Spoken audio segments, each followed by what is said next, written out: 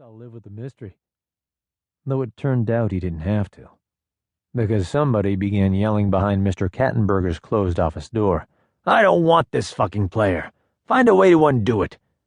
And, damn, that voice sounded familiar. Someone argued back in a low voice that Leo couldn't quite make out. "Oh, yeah?" the first voice again. "We'll just see what the lawyers say. Send him right back to Michigan or where the fuck ever." The realization that he was talking about Leo hit him like a cross-check into the plexi.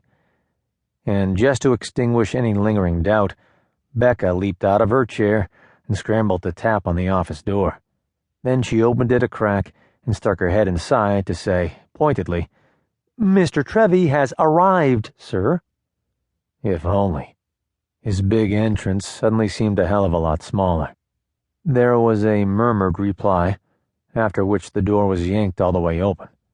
That's when Leo saw him, the coach who had once been his mentor, until the man had decided he wasn't anymore. Coach Carl Worthington leaned forward, searing Leo with his beady gaze, grimacing as if Leo were a cockroach who just scuttled in.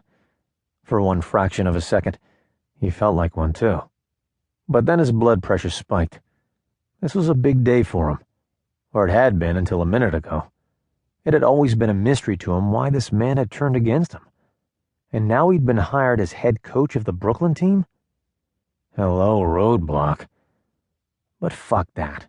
He wasn't going to let Worthington ruin this opportunity for him. Not without a fight. "Hi, Coach," he said. And maybe Leo's smile was more of a grimace, but it was the best he could manage right now. The moment dragged on while Leo stood there wondering, what was the shortest NHL career in history? 2 games? 1? If Coach Carl had his way, his might be a single hour. Leo fingered his phone in his pocket, wondering whether he could call his agent this early in the morning.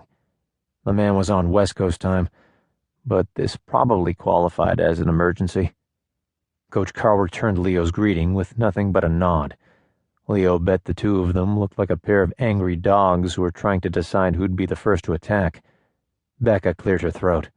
"Nate, would you like Mr. Trevi to wait in the lounge?" The team's owner stepped in front of Coach Carl and offered Leo his hand.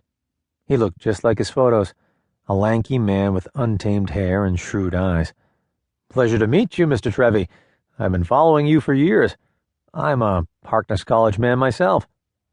Leo offered his hand for what turned out to be a surprisingly fierce handshake. "Hey, I remember reading that. Which house were you in?" He gave Leo a grin. "Turner, inner tube water polo champions of 2006. Congratulations." Coach Carl didn't like that bit of alumni bonding at all.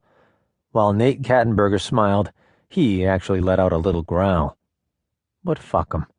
The owner was trying to give Leo a chance, and he was grateful enough to do a little harmless ass-kissing, even if Coach already had steam coming out of his ears. "I still have a couple of Frozen 4 t-shirts from last year. I'll bring you one." "Awesome," the billionaire said, clapping him on the shoulder. "Now, if you'll excuse us, we have a press conference to prepare for. You'll be briefly introduced at the end before Coach Worthington's Q&A."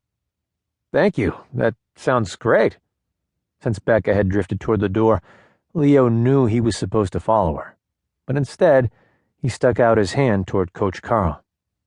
"Good to see you, sir." There was a very awkward beat while Leo waited to see what he'd do. The coach's eyes narrowed, as if sensing a trap. Then, having little choice, he grasped Leo's hand, giving it a bruising shake that threatened to break his arm in half. He muttered something that was supposed to be a greeting, and Leo refrained from giving him an inappropriate smirk. Having survived the handshake, Leo turned his back on him and followed Becca into the hallway again, feeling victorious. "I'm taking you to HR first," she said.